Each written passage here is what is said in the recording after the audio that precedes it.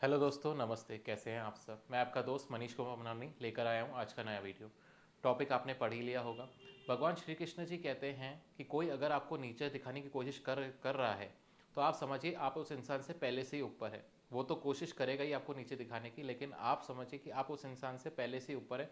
आप वो हर काम कर सकते हैं जो वो कर रहा है।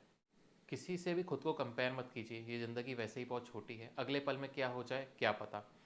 इंसान को कभी क्रोध भी नहीं करना चाहिए। इंसान किसी से कंपेयर करता है, खुद को क्रोधित करता है, चिल्लाता है, ये हमारे शरीर के लिए बहुत खराब है, अंदर तक खुद को ख़त्म कर जाता है। ये चीज़ बहुत गलत है। याद रखिए, चिंता और चिता में खाली एक बिंदु का फ़र्क है।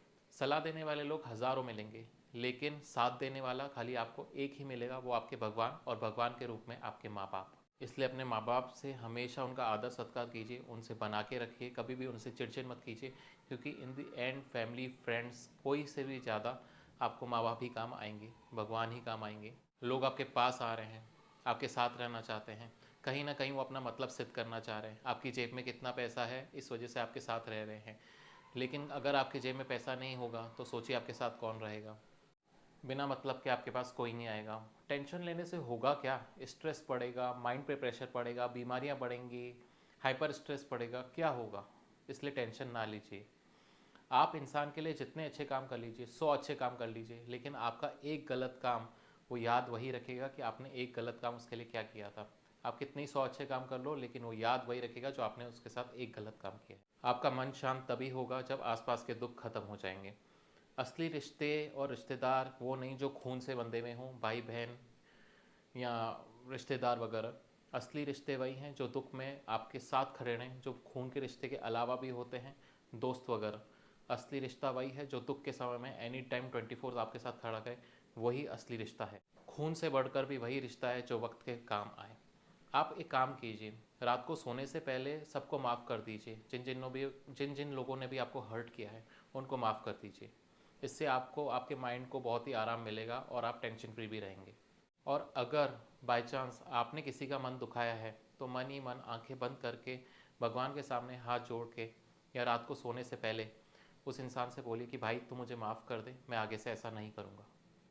आप किसी भी इंसान से कितने से भी अच्छी से अच्छी प्यारी बातें कर लीजिए, लेकिन अगर आपने एक शब्द, एक वाक्य, एक लाइन अगर उसे गलत बोल दी तो वो याद वही रखेगा।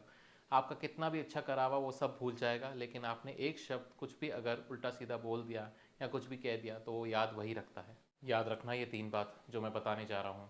सबको हंसाओ लेकिन किसी पर मत हंसो। सबके दुख बांटो लेकिन किसी को दुखी मत करो। सबके रास्ते में दिए जलाओ लेकिन किसी के दिल मत जलाओ। यही कर्मा है।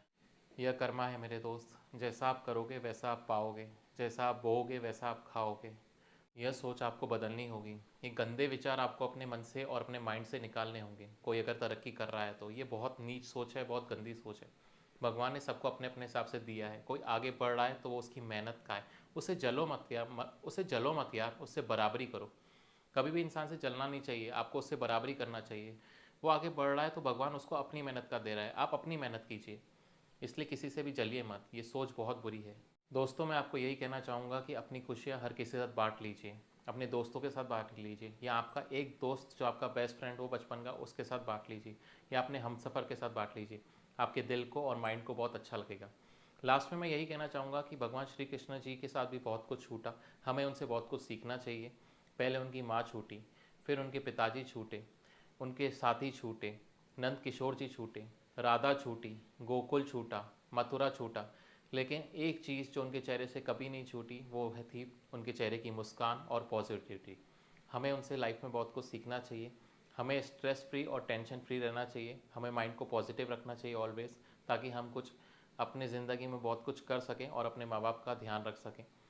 तो thank you all, love you all. अगर आपको ये वीडियो अच्छा लगा हो तो लाइक कीजिए, अपने दोस्तों के साथ शेयर कीजिए, और जो भी मेरे चैनल पर न्यू है प्लीज़ चैनल को सब्सक्राइब कीजिए। Thank you all. मैं आपसे विदा लेता हूँ, मनीष कुमार।